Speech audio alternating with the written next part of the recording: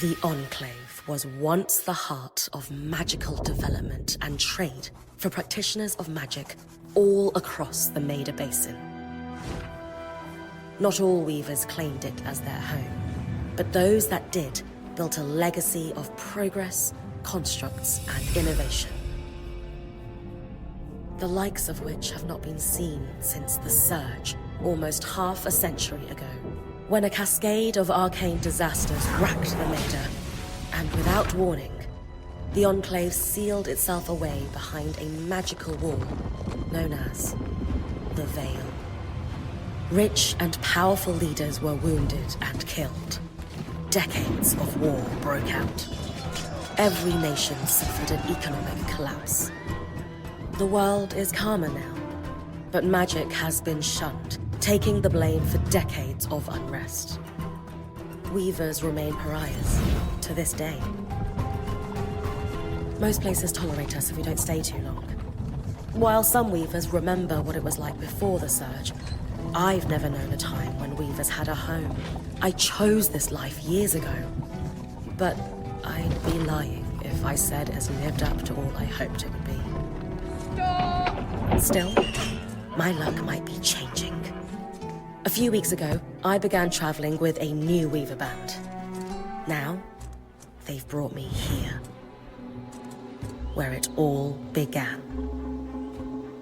Hello, welcome back to another DLC. This time, it's just me, Joey, from the Game Club podcast, taking you through a game that we were really kindly given a review copy of by Yellow Brick Games and our friends over at Game Press, and that is Eternal Strands. Now, if you haven't seen it yet, Eternal Strands released on the 28th of January, so about 4 days ago at time of recording, and it is a semi-open world action-adventure game where you play as Bryn.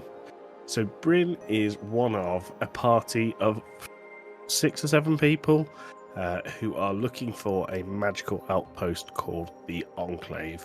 And the Enclave has been closed off for a number of years until Bryn and her party come along the wall that has blocked off the Enclave. And Eternal Strands is basically about you getting into the Enclave and understanding why all of this magic world has been closed off in the first place. If I was to compare Eternal Strands to any game, it would be Breath of the Wild to start with for its art style, its movement and its combat. It's not as open world as Breath of the Wild, but it is semi-open world, and I'll get onto that in just a second. And I would also put it down as quite similar as Shadow of the Colossus in that in these semi-open worlds, there isn't a whole lot of enemies, but it is almost a boss rush. But they're not bosses like Dark Souls, they're more bosses that are more puzzles. And these range from giant wyvern dragons to huge, colossal robot machines called the Ark, which are protectors of the Enclave and the wall that surrounds the Enclave. So, I think in the description that I've given so far of Eternal Strands, it sounds quite a lot like a lot of games. I think that there is one thing that really, really puts this apart from other games of a similar nature, and that is, within the combat you have your standard sword, shield, bow and arrow, but you also have magic attacks, and these can range from projecting fire, projecting ice, telekinesis, are 3 that I mainly used.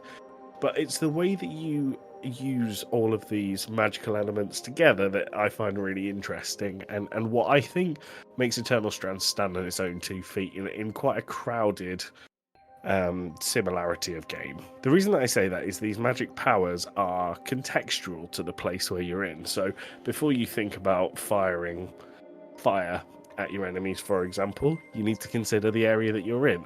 Are you in somewhere that is likely to be flammable? Because if you do that and you cast fire, you're only going to make it more difficult for yourself because the area that you're fighting in will shrink and will burn around you. Are you met with a wall of fire and need to cross it? Well, that's fine because you've got your ice that you can blast and create a literal bridge over the fire that you are coming up against.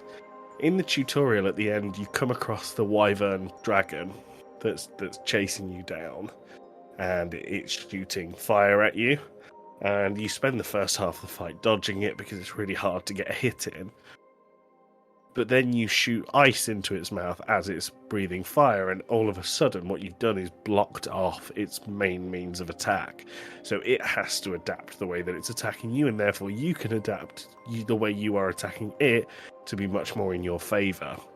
This is where the telekinesis comes in. So not only can you fire big boulders and trees and heavy objects at your enemies, if the enemy is small enough, you can actually fire the enemy itself. So a very common enemy in one of the opening areas is wolves. And the opening areas are fraught with hills and cliffs.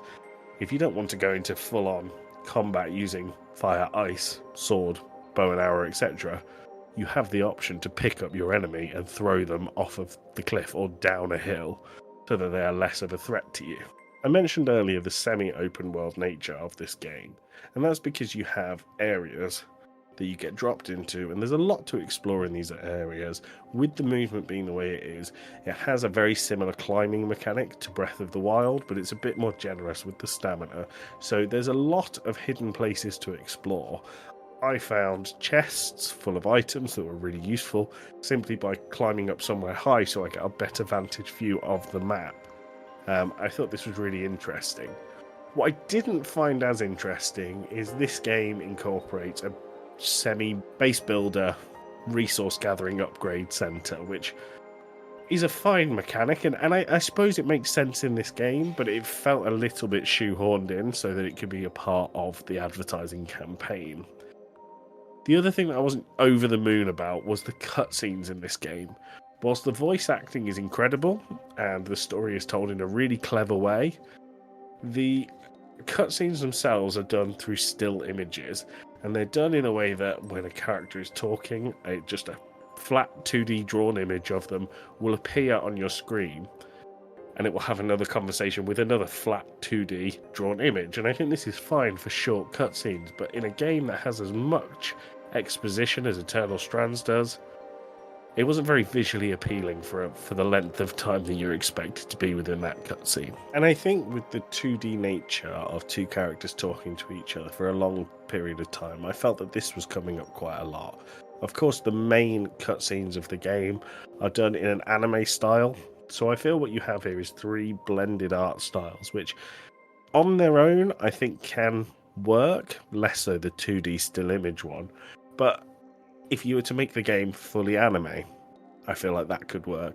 Or if you made it this pop-out comic book style that the playable game is in, I feel like that really could have worked, and that would have been my preference. But to have all three of them blended together, I felt broke the immersion a little bit, and I found it a little bit hard to focus during the really dialogue-heavy sections of the 2D still image style.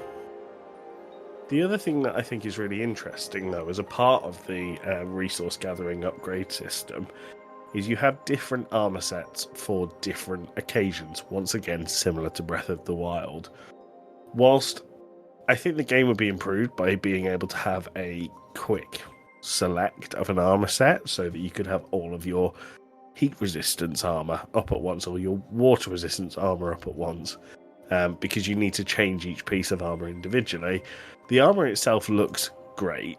It looks really good and it's really distinct. So if you feel that you are going into an area that calls for example your fire heat resistant armor and you're not wearing it, there's no ambiguity about that. You don't need to go into the menu and check it.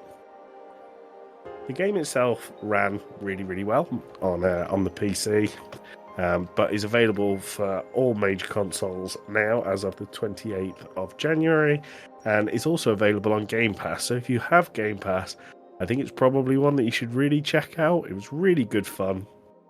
The game itself, main story, will last between 6 to 8 hours, but if you were to build upon that and do all the optional stuff, I think you've got a really long and good time here.